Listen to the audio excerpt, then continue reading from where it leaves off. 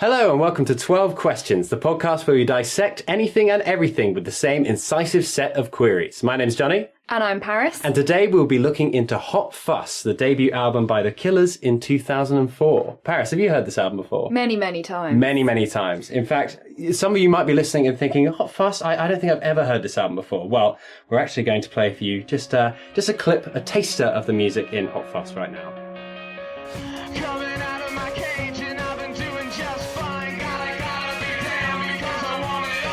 Sound familiar? Yes, of course. I think every single person in Britain under the age of 50 has heard this. The album was a smash hit in the UK when it came out. It got to number 1 in the UK charts. Interestingly, it only got to number 7 in America. Despite The Killers being an American band. Quite. So the album has done disproportionately well in the UK. It sold over 7 million copies and actually has gone 7 times platinum in the UK. So, wow. Yeah, it's done very well for itself. A poll in 2013 voted it the best debut album of all time. So we're working with some pretty high quality material, Absolutely. I think. As ever. Yeah, absolutely. Yeah. It's kind of, to give you a bit of context about The Killers, it's sort of a alternative rock sort of album, lots of guitar and bass work and some synth. We think it sounds pretty good. So what better album to apply our incisive set of questions to than this debut masterpiece? Paris, can you tell me what is our first question? Our first question is, what was your favourite character? Now, right off the bat, we have a very interesting question because I think the next question after that is, are there characters in this album? Well, there is the well-loved theory of The Killers' murder trilogy, which includes 2 songs from this album and 1 from their B-side. So tell me more about the murder trilogy. The murder trilogy begins with Leave the Bourbon on the Shelf, which is one of their B-sides. It's followed by Midnight Show, chronologically, and that's followed by Jenny Was a Friend of Mine. So Leave the Bourbon on the Shelf kind of sets up this jealous man lusting after a woman that's not interested. Midnight Show has him murder her, and Jenny Was a Friend of Mine is him being interrogated by the police, and then it's never really specified in the song whether he actually did it, but I reckon he did. I'm pretty sure he did. I think there's some fairly conclusive lyrical proof that a murder took place. Well, the line I point to is in Midnight Show, which is, I took my baby's breath beneath the chandelier of stars and atmosphere and watched her disappear into the midnight show, which I think is pretty I would say it's pretty conclusive. I'd also tack on an extra track onto that. I think the track Somebody Told Me is also part of the murder quadrology. Well, I would just get rid of Leave the Bourbon on the Shelf because I feel there's a reason they didn't put it in the album, which might be because it's not as good as the rest of the album anyway. Absolutely. But also, it's clearly not integral to the narrative if they thought they could cut it. But I'd say stuff like Mr Brightside could fit the narrative as well. Okay. Because Mr Brightside sets up this whole jealousy, to quote the big line. And I think that's talking about the same person who's interested in somebody else. I see. So the killer perhaps is jealous of the girl? No, he wants the girl. So he feels jealousy. Jealous of the man. I see. The man in the song. Yeah. Okay. Who's having a smoke? Yeah. Of which he is taking a drag of. I see. Are there any other tracks on the album that one could ascribe to this jealous murder narrative? Well, I don't know if Smile Like You Mean It might be kind of him trying to calm himself down, kind of thing, and be like, like you like this girl, but you're gonna move on from it. You're gonna learn from it. Yep. She'll help you understand. Oh, but I see. Internally, he's kind of like, I'm gonna kill somebody. Ah, right, okay. And what about some more explicitly narrative tracks like Andy, You're a Star? I'm not sure about Andy, You're a Star because I know Brandon Flowers wrote it about somebody he kind of admired and was envious of in school, which I feel is a bit too personally linked with Brandon Flowers to link to the murder trilogy. Unless Brandon Flowers is a murderer. Oh, yes. But we don't make these accusations on this podcast. I mean, it's not like he called his band The Killers. Well, I mean... Paris, I think they've been hiding from us in plain sight this entire time for the last 13 years. Oh my goodness. You heard it here first, guys. Yeah. This is 100% verifiable and admissible in court. We'll be hearing It's really not. And then the final track that I'd say might have some narrative significance, On Top. I think that's a bit... Okay. So I never thought of this, but I think you could have some fairly explicit readings of the song On Top. Mm-hmm. But we'll get to that a bit later on in the podcast, because to get back to the question, what's your favourite character? Now that we've established that there are characters in the album, we know that there's a jealous man, a woman, we think. The woman's love interest? The woman is Jenny. Ah, yes, that's right. And Andy. Who can forget Andy? Yeah, I mean, Andy's just kind of there. Really. So Andy's not your favourite character then, Paris? Well, I just feel like he just kind of shows up and then leaves. I mean, he doesn't really do anything, in my opinion. Also, another character is Natalie in Believe Me, Natalie. Ah, yes. But I'm not really sure. I don't think she fits into any narrative. I think she's just, it's her last dance. Don't know what that means. Fair enough. So, do any of those characters jump out at you? Not particularly. Because, okay. I mean, the narrator is a murderer, which, I'm not a fan of murderers. Don't think they're very nice. Okay, that's fair. Andy, as I've said, doesn't really interest me. Mm-hmm. And then Jenny isn't really developed as a character. She's just kind of a tool of the narration. I see. So there's nothing to really attach myself to with her. So I don't think I really like any of the characters. Ah, I see. Or dislike them. Okay. Well, Paris, I'm going to blow you away. I have not one, not two, but 3 nominations. Wow. For my favourite character for this album. Go for it. And they all come from different realms. Okay. Okay. So keep it on the narrative realm. Mm-hmm. I enjoy the second person setting up of the character of Andy. Okay. It's all told in the second person. It's you, so it's speaking to Andy. But I really enjoy the character of Andy. The reason is from a more personal level. Andy very much reminds me of someone I went to school with, who was a very high-performing young man, but in his sixth form days was tempted by the advances of a girl. Oh, yes. Interesting. So every time I hear Andy, you're a star, I subconsciously replace Andy's name with that person's name. And actually, that brings me on to a really fun game for everyone at home. If you know someone with a 2-syllable name, just one day out of the blue, get down on one knee, spread your arms, and shout, "They're a star." So Paris, it would be, "Paris, you're a star." It's just great fun. I would really recommend giving that a go. So, it is great fun. Yeah. So he keeps doing it. Oh yeah. No. Please save me. Most days. So Andy, from the narrative realm, Andy gets my vote. In the musical realm, yes, the bass guitar. Oh, ooh, absolutely my favourite character. Okay. So we're just going to cue up a little clip.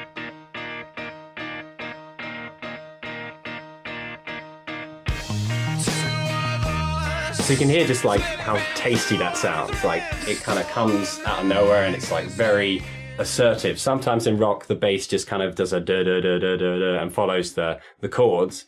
But the bass guitar on this album really, makes itself known. It's got some really lovely bass lines and bass hooks. There's also in the opening track, "Jenny is a Friend of Mine," the bass has the first melody. That kind of lovely dun dun dun. It's just immediately grabs you. So the attitude of the bass, I think, makes it my favourite character from the musical realm. And then are you ready for my favourite character from the real world? Oh, the realm that we inhabit. The realm that this podcast is being recorded. Oh, okay. So I've covered the entire orrery of worlds in this in this question. And that is whoever played the 4 seconds, if that, of tambourine in the track Glamorous Indie Rock and Roll. So I'm just going to play it for you now. And you'll notice in the right ear, there. That's it. So, Paris, imagine going into the studio. Uh-huh. You're in the booth. Uh-huh. You're there with your tambourine. Yep. You got your headphones on. Uh-huh. The sound engineer presses up to speed. Mm-hmm. You hear your cue. You've got a metronome coming. You wait. All right, thanks, Graham. That's everything for today. His name's Graham now. Yeah. So imagine just, I don't know, something really gets me about him just waiting in the booth for his cue. That's it. It's done. You're done. They had to set up the microphone for that. I hope you got paid. Well, yeah, me too. I mean, it could have been a member of the band. Maybe it wasn't. I feel like it's funnier if we just pretend it wasn't a member of the band. Well, what do you think? Just a guy they got in. Do you think session tambourine artists exist? They went through an application process to find this one tambourinist. Oh, yeah. Do you think, like, that person is, like, the tambourine person? Do you think he or she, like... Oh, so you know, like, all songs from similar... if you've got a tambourine in your song, similar time period, you know, they've all got that guy doing the tambourine in them. You call that person, and they will fix up your tambourine. They'll come in... Tambourine man. They charge by the second, which is probably why it's so short. Yeah. Couldn't afford him after 5 seconds. Yeah. You know, I was pushing the budget a little bit too much. Yeah, so whoever it is, I think they're my favourite character. I'd like to hang out with them. For them to tell me how that recording session went down. Yeah. Okay. I want to hang out with the tambourine man. So I think the tambourine man is or the tambourine person. Yes. Is my favourite character across the whole album, although the bass guitar and Andy do get very honourable mentions. So we've gone through favourite characters, which kind of makes sense in this narrative context. But something that's a bit more alien to music is our second question. What was our favourite colour? Well, I'm just going to shamelessly steal what my friend said yesterday when we were listening to this album. In all these things that I've done, he said it kind of reminds him of walking through the rain with lots of LED lights surrounding him. There's kind of brightness to the song that juxtaposes the songs around it a little bit.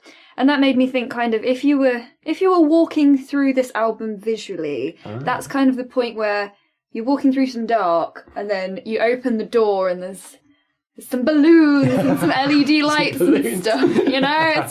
It's a party. I think you're right. I think some glow paint. Yes, absolutely. It's so a party. That contrast between darkness and kind of harsh light, like maybe harsh neon. Yes, absolutely. I think I totally get that from this album. Yeah. Because a lot of the tracks are kind of, and we'll get onto this a bit more in a bit, but not everything is an easy listen.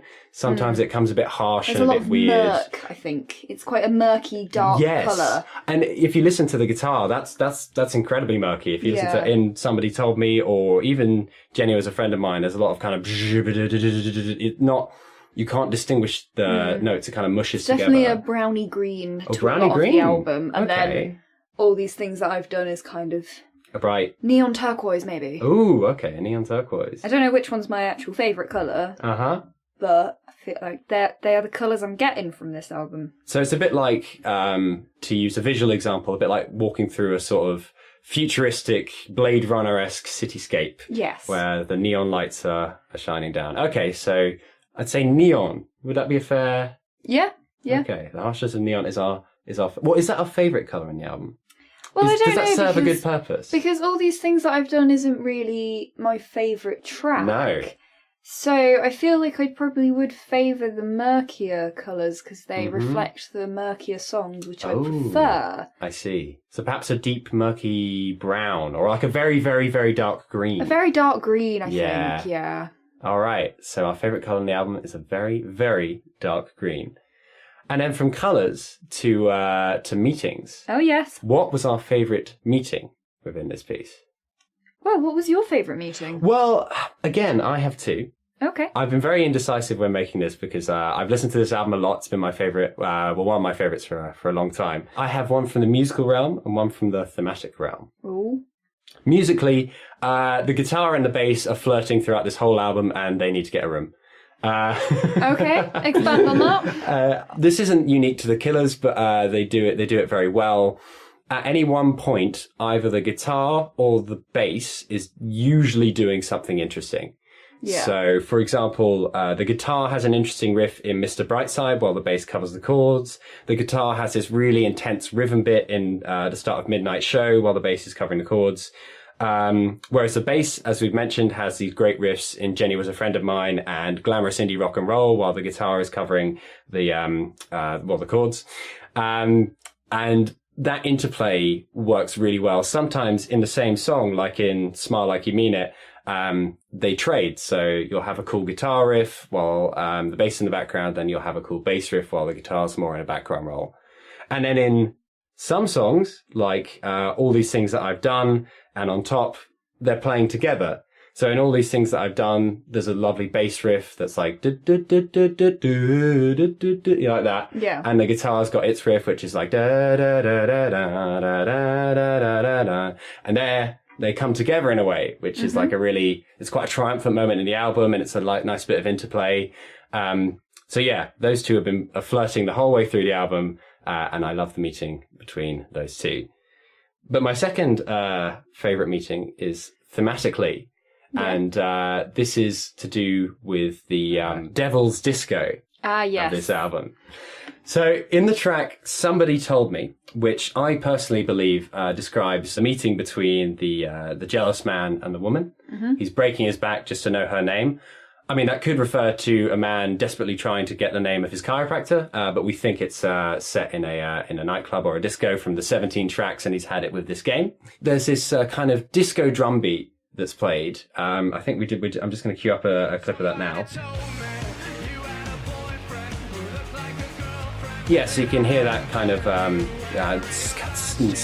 going on. Yep. And then that's quite a unique drum beat in the album, but it comes back in Midnight Show, and we'll just play a clip of that. Yes, you can hear that clearly again, that kind of which is 6 tracks later, and exactly. It's getting quite late in the album by that point. Yes, and I personally think that thematically that bookends the murder story. Okay. So Midnight Show, as we've discussed, is when supposedly the narrator kills the girl Jenny. Yeah. So in bringing back a theme from their first meeting, that kind of brings it all together. It's this, creepy disco beat, which ties everything together. And I might even say that creepy disco is indeed the Midnight Show. Ooh. Mm-hmm. So thematically, that's a pairing or a meeting in this album that I find very interesting. Paris, do you have anything to add on that one? One of my favourite meetings is actually what I kind of saw as tracks 2 and track 3. Oh, yeah. Narratively are sort of simultaneous, but different kind of parts of the narrator's mind. So in Mr Brightside, he's talking about his jealousy, and he's, obviously discussing how he feels about this woman who's with another man, and he's getting quite annoyed about it. Mm-hmm. Whereas Smile Like You Mean It is kind of like another part of his brain saying, just work through it, it'll be fine, smile like you mean it. And I just see the two songs as existing simultaneously and kind of an argument between two parts of his head. Oh, I see. And then does that conclude after those happen? Does that argumentative phase finish there, or is that woven throughout? Well, it's unclear where it really escalates from, but it definitely, I feel like it's still part of the murder narrative. Mm-hmm. But then you don't really see a lot. I mean, you see Somebody Told Me after that, but I think that's chronologically before Mr Brightside, because that's when they first meet. Okay. But then you don't really see any of the other escalation until Midnight Show, where he actually kills her. So I think that's quite interesting that it's very vague, because if you take the narrative that Jenny was a friend of mine is the interrogation and then everything else is a flashback. Okay. It seems like he's really not, he's not telling the police everything here. Okay. As in the album, he's not giving the full story. So we're learning more as he's arguing with himself. Yeah. Like more details are sort of spilling out. Yeah. But then he kind of shuts up again until Midnight Show, and then he's like, oh, I just murdered her. And perhaps that might speak to the structure of the album. So those two songs are they're next to each other in the track order, and they're, as you put it, tightly linked in that way. And the first half of the album is pretty tight. There's a lot coming out. Mm-hmm. And then you get to, I'm going to say, track 6, Andy, You're a Star, and things start to sort of sprawl a bit. You get less specific info on what we think is the key narrative arc of the album, and the songs get a bit more varied, a bit more different. The second half of this album is perhaps a lot less focused. Mm-hmm. Yeah. So would that speak to anything narratively? I think so, because I think he's kind of spilling out a lot of information at first, and then he sort of goes off on a few tangents. Like, perhaps if we put Andy You're a Star in the narrative, despite what I said earlier, that could be kind of him just talking about his childhood. He's a bit flustered in the interrogation room. He's just kind of spewing out any old thing. All right. So maybe that's it. He's just sort of losing his focus in the interrogation. So your favourite meeting in the album serves to highlight his unravelling. Yes. Throughout the album. By how tight it is in contrast to how loose the end of the album is. Yeah. Oh, very nice, Paris. Very, very nicely found. So, speaking of unravelling or perhaps knitting. Yes. My best segue of the that was podcast. awful. Our next question is, how would your nan react to this? Yes, what would our nans think of this? Or the general nan. The general nan. Paris, what are your thoughts on how a nan would react to this? I don't think they'd like it because it's not very jolly, and it's also, I don't know, it's just very modern, isn't it? It's all very modern, but it's also very dark because obviously someone's murdered. I don't think this is a nan album. I think I'd agree. I think it's quite an uneasy album. Yeah, it's almost a hard listen at some points. So the starting guitar chords of Andy, You're a Star are delivered very harshly. It's just very kind of and there's no mind to how nice that would sound. Also, Mr Brightside. So I was trying to think back to the first times that I heard Mr Brightside back in 2004, and I'd argue that while we're all very accustomed to it now because it's such a smash hit, it's actually quite an unpleasant listen. Yeah. So it's unusual that guitar riff is it's very distinctive because it's unusual. So it immediately puts you a bit on edge. And then the way it's sung is his voice wavers quite a bit. He's he's unsure. Yeah. And he's talking about how his stomach is sick and that sort of thing.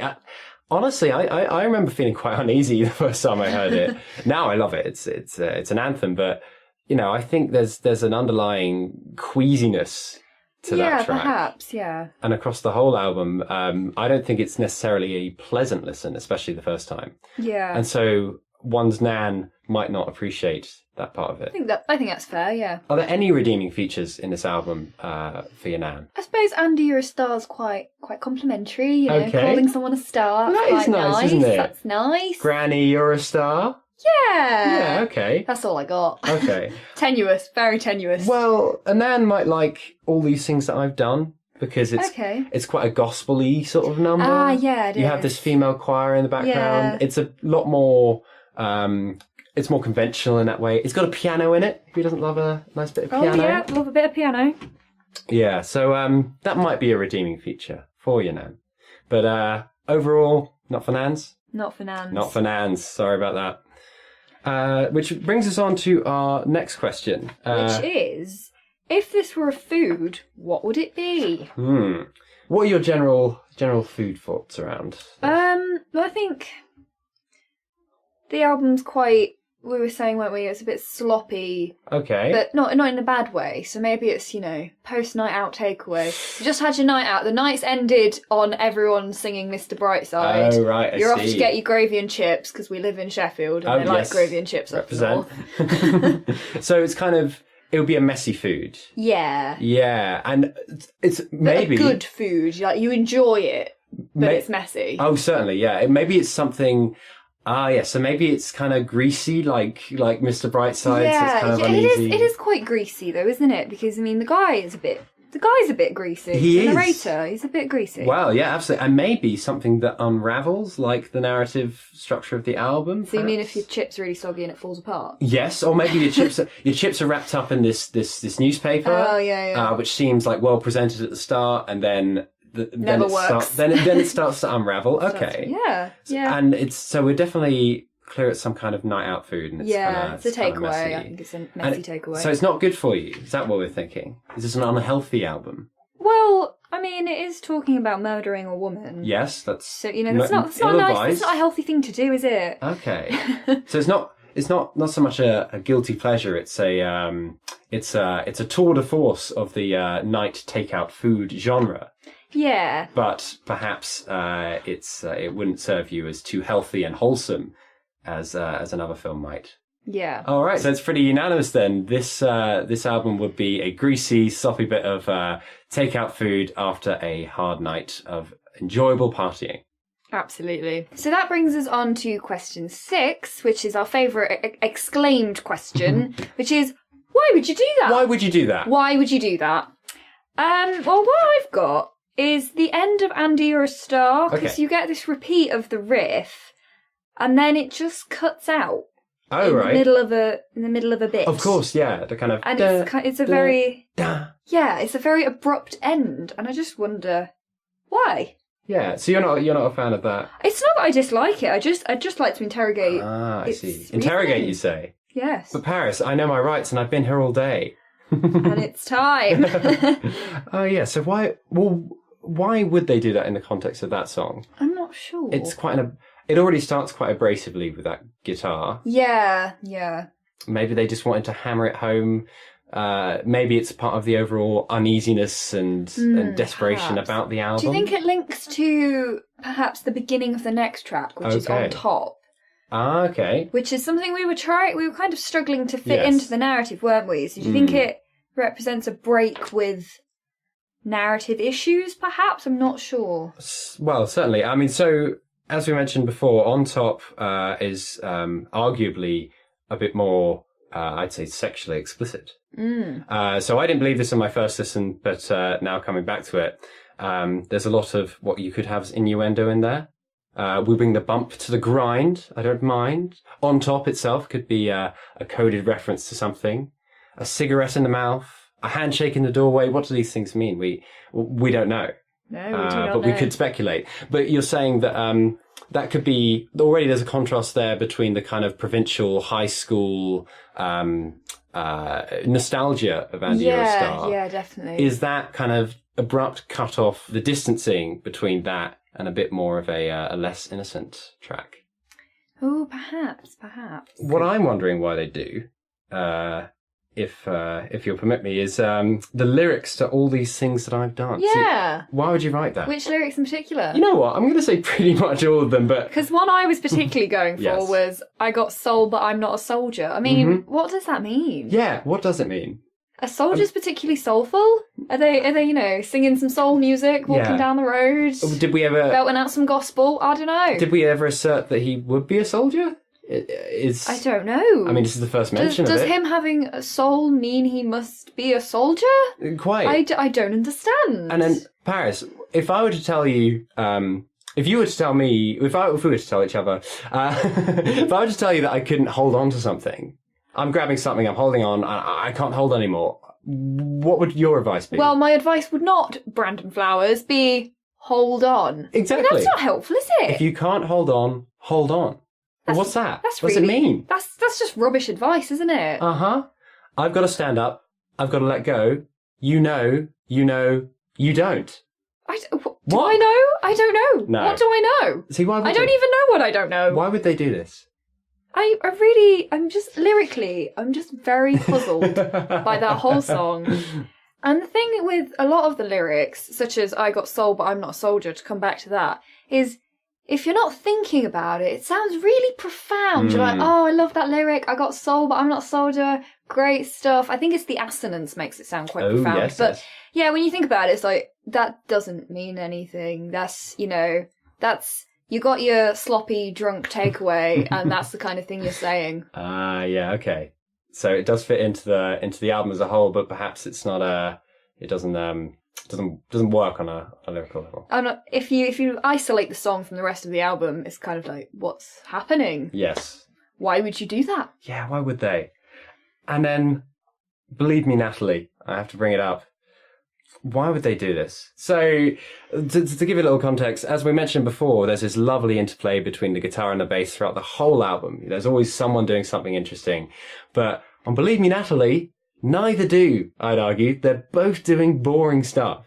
Yeah, and as our previously quoted friend put it, the song gave him musical blue balls. Absolutely. He was expecting them to do something exciting. He was expecting some kind of climax. But nothing happens, so, it doesn't build. Absolutely. So I've just got a little clip of the guitar queued up right here for that track. So here we go. You'll notice the guitar in the right ear. Yeah, okay, so you can lock into that sound. All right, okay, so memorize that. Here we go. That was at the start of the track. Now in the middle of the track.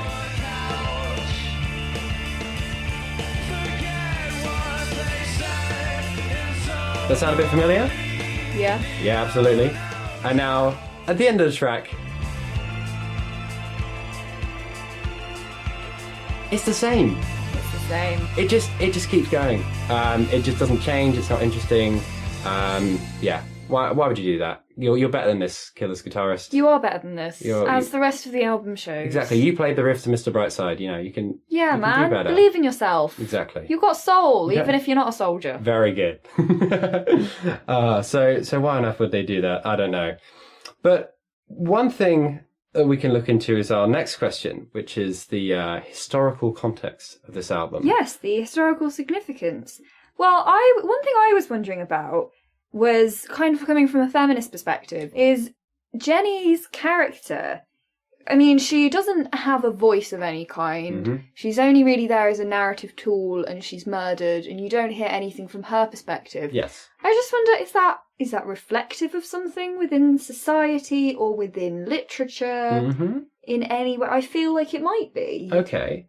When you say reflective, do you mean like as an intentional pointing out that she has no voice, or is it indicative of the when it's written? That's what I'm wondering, because I mean it was written in 2004, yes. So it's hard to, kind of contextualize that. Yeah. But I don't know. Maybe it was indicative that they were kind of just using a woman as a narrative tool rather than making a female character, and that's definitely something that happens a lot in a lot of television and film from that time and from preceding times.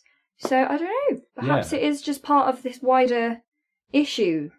But yeah, that time. That's a very good point. Everything is told from the narrator's perspective, and this person is very much wrapped up in their own head. Yeah. And you could argue that because he is kind of portrayed as this greasy, uneasy, paranoid murderer, that is wrong. Mm-hmm. But perhaps in not portraying any agency from any female character at all, then that is still that still doesn't give it in a positive light. Yeah, and building on your mention of agency, the lyrics of "Believe Me, Natalie" also don't really give her a lot of agency, because they just say, "Believe me, Natalie" is a command. It's "Believe me, Natalie." Yeah, exactly. This is your last dance. Yeah. So, I mean, who decided it was her last dance? Was it you, Brandon? Yes. Did she decide this? I don't know. You're right, and it's almost condescending in a way. She's not she might know what to do, what her last dance is, but it's not, that's never even addressed. That's a very good point. In terms of its contemporary historical significance, it's as we mentioned, it's done incredibly well in the UK. In fact, actually, there's only been, in the 13 years since it was released, the song Mr Brightside has only been out of the UK top 100 charts for 7 months out of the last 13 years. Wow. So it's stuck around. It's been about for our last 13 years of life and experience and politics and everything about that. Mr Brightside has been on in the background through all those things.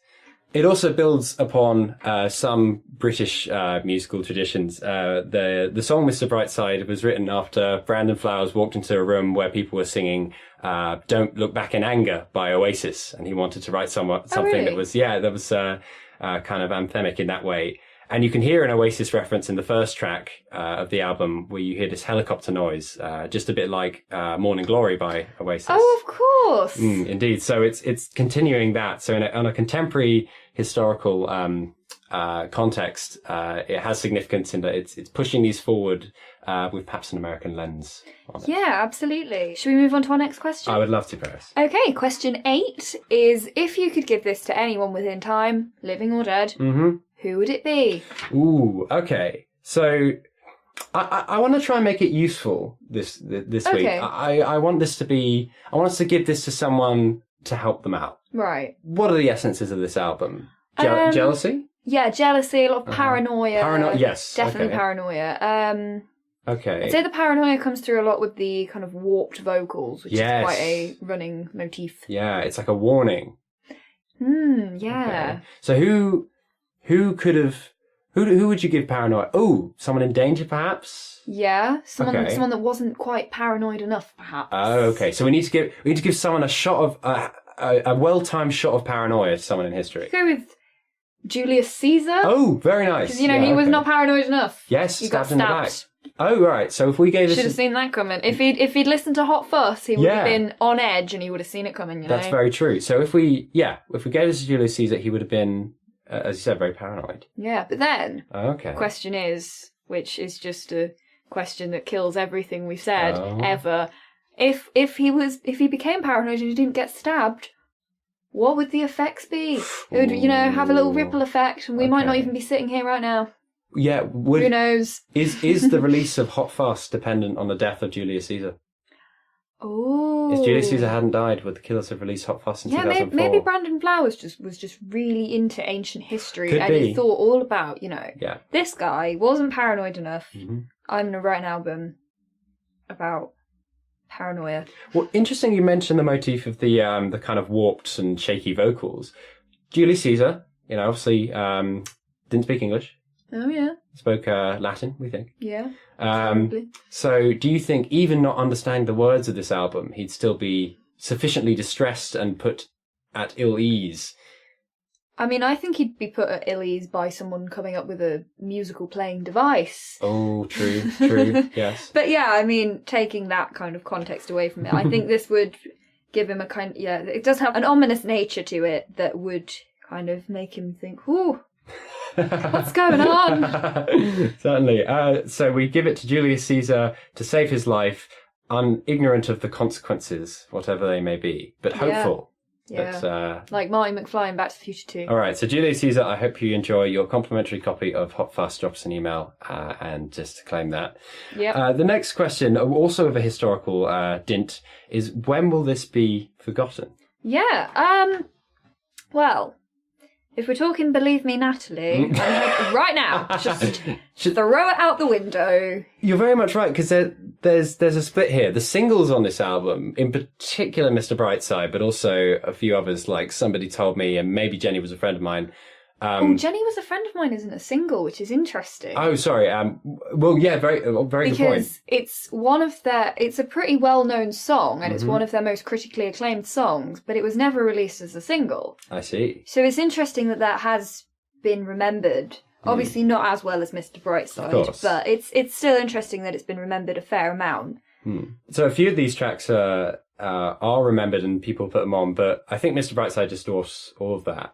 I think it definitely will be remembered, as it already has been. Yeah. Because it's broken through to the nostalgia threshold. Absolutely. So people who heard it for the first time are putting it on because it reminds them of that time, or it's there. It's an integral part of British partying culture, I'd say. Yeah, definitely. If you go to a cheesy night out and they don't play Mr Brightside, then you want your money back. Well, yeah. I was going to say they didn't have enough time, but Paris knows her rights as a consumer. Wants her money back. So it enters the status of all classic pop songs, like Absolutely, stuff by the Beatles or the Stones or Led Zeppelin. It's gonna be there, and the next generation and so on. There's no reason why they wouldn't be listening to it. So I think a couple of tracks will be remembered. The album that they came from? Perhaps not. I think Mr Brightside is seen very detached from the album, because even if you're not into the Killers, you know Mr Brightside. Everyone knows Mr Brightside, but there are a lot of Killers songs that people don't really care about, even the singles. Yeah. All right. So I think, when will Mr Brightside be forgotten? Probably never. When will Hot Fuss be forgotten is a different question. It is. But perhaps Mr Brightside encapsulates some of the key qualities of this album. Yeah, and carry it through time. Yeah, you could call it a summary of the album in some way. So the album, at least in its brightest star, Mr Brightside, will endure. Absolutely. So speaking of things enduring and moving forward, one thing that endures in our lives is the question that we have to ask ourselves, not just weekly but daily. Question 10. What is this to do with Brexit? Oh my. So we were digging around about this and we found quite an interesting take on it. Yes, we did. So I've got some information here. In July 2016, Mr Brightside began a 35-week run in the UK charts. Do you know what else happened in July 2016, Johnny? What happened?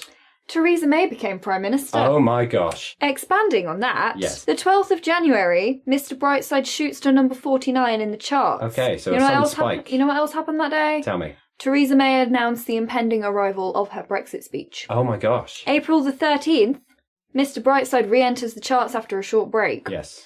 What else happened that day? Oh, Boris Johnson fails to win backing for further sanctions against Russia, whilst Theresa May says that he did an excellent job. Oh my gosh. During the week that it went from 95 to 93, Theresa May went on Facebook Live and blithered about prioritising resources behind a splurge of 10,000 angry face emojis. If you're interested in that article, by the way, we'll pop it in the description. So it does seem that every time Theresa May does something stupid, which arguably she does fairly often, people just really want to listen to Mr Brightside. Oh my word. So, especially that's been linked to the Brexit stuff. Yeah. But what's the... So we have a definite, unassailable correlation there. Yeah, absolutely. What's the causation? What's this really got to do with Brexit? Are people listening to it for hope? I think people just want to escape. They just want to listen to, And I suppose what you're saying about the nostalgia of Mr Brightside, it does take you back to a simpler time when we were in the EU. It was all right in Britain back in 2004. I mean, I don't remember. I was 8, but So people are listening to it as an escape from the current political climate. Yeah. Oh, I see. Yeah, that's... I mean, I can't see another reason Mr Brightside's doing that on the charts. I think, undeniable correlation we got there. What if there's some kind of conspiracy? Oh. Or what if it works the other way? What if increased listeners of Mr Brightside are a precursor to political gaffes and or stupidity? Ooh. So that's interesting. Maybe the increased listens, because number 95 in the charts. I mean, what's that? What's that really? What's the difference between number 94 and 95? 500 listens, perhaps 10,000 listens. I don't know. Maybe when the political staff of various campaigners are working really hard to get like a press release or something out, they put on a playlist. What's on the playlist? It's Mr Brightside. They're working all night. They're working on these doom proposals. They're cranking out the music. Yeah. Maybe that could be it. Absolutely. So that could be the sort of the insidious conspiracy behind the unshakable correlation between plays of Mr Brightside and English political gaffes. Ooh. So it's intimately tied up with Brexit. Definitely tied with Brexit. Oh my! As is everything, it is cannot unfortunately escape true. Brexit. It is inescapable. And on that bombshell, predictable bombshell, really. We'll move on to question 11. Yes. Which is, if you could reproduce this in another genre, what would you choose? Now, this is interesting because the version of the album I had actually comes with a couple of remixes of some of the tracks. Oh, yeah. So there's a remix of Smile Like You Mean It and a remix of Somebody Told Me, which is interesting because that is putting the album in a different genre of music. It's a lot more electronic. And it was really interesting to listen to see which parts of the original music that the mixers keep. And they always keep the bass because, they're men of taste like me, and they keep the best character of the album. The bass remains pretty intact. And does the real best character remain intact, i.e. Tambourine Man? Tambourine doesn't actually make an appearance on any of the mixes, which is a tragedy. Oh, okay, right, yeah. Yeah, which is real sad. So they keep the bass and they keep that murky sound. Yeah. So whatever genre it is, that murky sound seems to be integral to it. Could you say perhaps a gritty detective TV drama? Like an ITV. Absolutely. Two detectives. Yes. Trying to work some stuff out, running through very crisp blue shots of London. Yes, I know. I love it. Yeah, absolutely. Yeah. So we follow... Who is Jenny? How did she die? So we're following sort of the B story of the album. So this album is all from the Killer's perspective, but maybe we are following... The Killer's perspective, exactly, yeah. You say? And we're following the detectives around. Yeah, I'd quite like that. So we create sort of a serialized television companion piece to this album. Yeah. Who should we cast in it? Oh, okay. I'm thinking, right? Yeah. Jerome Flynn as the senior police constable. Not necessarily one of the main detectives, but senior... What's Jerome Flynn been in? Jerome Flynn is Bronn in Game of Thrones. Oh, yeah. No, perfect. Great. Yeah. Great casting. I think that would work. Yeah, very seasoned. Would he have like an inexperienced sort of rookie partner, who he's showing the ropes to? Oh, no. I think he'd be the boss, and then you'd be following the two detectives that are kind of below him. I'm kind of ripping off New Blood that was on BBC now, but yeah. Except with a different cast, obviously. Of course. So who could we have? I think we'd obviously have like the rookie. Who would the rookie one be? Ooh. The young rookie. What about Jamie Bell? Yeah, I think that's an interesting one. He's got a rough enough face. Yeah. Either Jamie Bell or no, I don't think Tom Holland's kind of old enough yet. No. But Jamie Bell, he's got a bit of physicality about him. Yeah. So he's the gruff sort of well, not the gruff. He's the brash new kid. Yeah. And someone with a bit more experience. What about Christopher Eccleston? I'm biased. I just like seeing him in things. He's not in enough things. Yeah, Christopher Eccleston it is. Yeah, Christopher Eccleston teamed up with Jamie Bell. Their hard-ass boss Jerome Flynn is just clamping down on them, trying to get them to catch this this killer, find out who Jenny was. Oh, who do we cast as the killer? Oh, someone. That's tough. I mean, you could just do the easy route and cast Ewan Ryan. Oh, what's his name? Oh yeah. Ramsey from Game of Thrones. Yeah. I don't actually know how his first name's meant to be pronounced, so I'm not going to attempt it. Yeah. Mr. Rion. Yeah. Yes. And it would be a mystery who he was until the end of the serial. Okay. So yeah, I love it. A gritty serialized crime drama as a companion piece to this album in a re-genreing of the story. Yeah. Very nice. Well, we're coming up to our last question, so before we delve into that, do you have any summarising thoughts on the album? I'm sure you do. Well, as I've mentioned, it's been one of my favourites for a long time. I don't know, I just really like that sound, how interesting the guitar and bass parts are. We haven't really touched on the use of keyboard and synthesizer throughout the album. Okay, good for them. It's quite adorable, actually, when they play us live. Brandon Flowers has this keyboard with shaped like this big K. He sits down in front of the big K and starts playing it. And I often wondered how the live dimension affects the music. So if the dude's got to sit down and play, then that's sometimes why there's sometimes synth and there sometimes isn't. Like, there's not like there's a background synth throughout a whole song. There'll be like quite a definite keyboard part and then it'll stop. Yeah. And I think that comes from the practical element that Brandon Flowers has got to sit down and play the keyboard. Yeah. But apart from that, that's my only other summarising thought. Apart from one piece that I didn't mention earlier concerning the start and end of the narrative is that the Disco of Death, the Midnight Show, the two songs in which that features, that drum beat, that is to say, Somebody Told Me, a Midnight Show, are the only two songs in which all the instruments in the album come in at the very start. So it's kind of an intensity. Absolutely. So if you look at all the other songs of the album, usually one instrument will come in first and then the others will come in usually in pairs. So the guitar will come in first and then a couple of bars later the drums and bass. For example, that happens on Jenny Was a Friend of Mine and Andy You're a Star. Or maybe it's often the guitar that comes first. In Believe Me Natalie, the synth comes first and then the drums.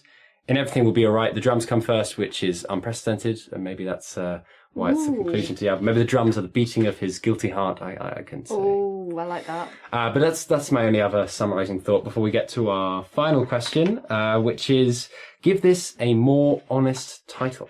So what have we said about it? We've said it's kind of greasy, it's British, it's dark, it's neon lights, it's nervous, creepy it's disco, paranoid. Guitar and bass are flirting. The women don't have agency. Yes. How do we bring this up? You could take something off of the track Midnight Show, as well as being a synonym for the murder. It is the whole album is a midnight show. It's a flickering neon thing in the darkness.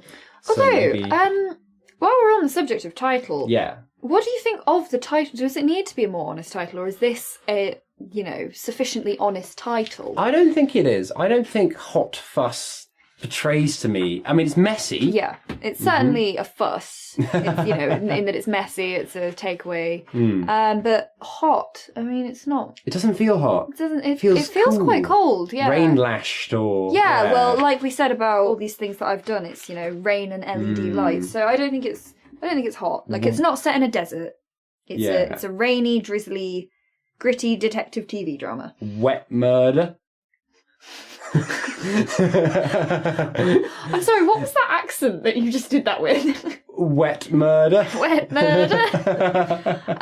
I don't think that's got much of a ring to it, to be honest, mate. But it's so honest. Okay, no, not that. Maybe something a bit more skeezy, a bit more uneasy. Mr. Not So Brightside. No. Oh, no, not quite. That was awful. Oh, actually, I've got a really honest title for this album. Go on. This is the album that Mr. Brightside is on. Yeah. I can't deny that. I mean, that's basically what this album is to a lot of people. We're trying to get at the themes of the album. We certainly touched on it. But at the end of the day, the most honest thing you can really say about this album is this is the album that Mr. Brightside is on. And on that bombshell, ladies and gentlemen, thank you for listening to our podcast. Thank you so much for listening. Please join us next week when we'll be reviewing The Nightmare Before Christmas. Yep. And we hope you have a good week until then. I've been Paris. And I've been Jonny. Bye. Bye.